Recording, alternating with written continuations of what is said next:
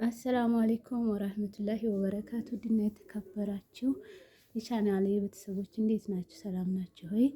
ውድ ሙስሊም እህቶቼ ወንድሞቼ እንኳን ለኢደል አድሃ አረፋ በዓል በሰላም አደረሳችሁ። ኢድኩም ሙባረክ ተቀበለላህ ሚና ወሚንኩም ሷሊሐል አዕማል እና ለሁላችሁም መልካም በዓል ይሁንላችሁ። በስደት ያላችሁ እህቶቼ ወደ ሀገራችሁ በሰላም መጥታችሁ ከቤተሰብ ጋር ኢድን ለማክበር አላህ ያብቃችሁ ኢንሻአላህ። አብሽሩ።